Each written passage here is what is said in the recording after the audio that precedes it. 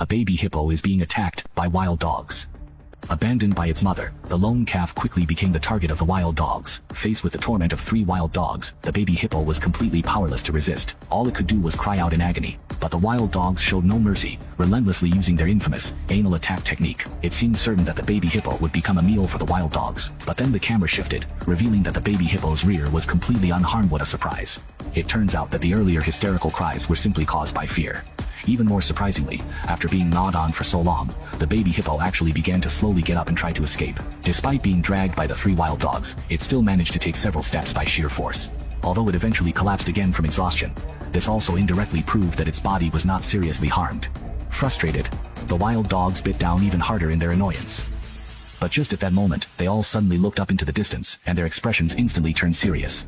They actually forgot to keep gnawing on their prey for a moment. Unexpectedly, it was because another pack of wild dogs had barged in just as 3 chief proctologists left. A group of deputy chiefs arrived. At this point, 1,000 horses were galloping through the baby hippo's mind.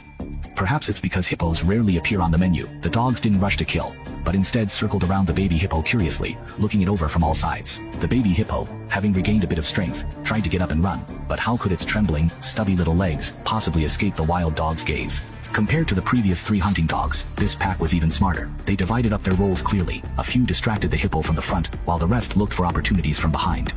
In this way, not only could they continuously wear down the hippo's strength, but they also had enough space to attack its vulnerable spots. Unfortunately, even the most skillful hunting techniques are futile in the face of absolute defense.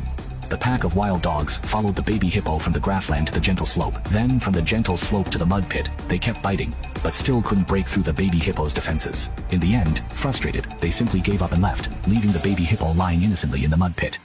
Protecting wildlife starts with me.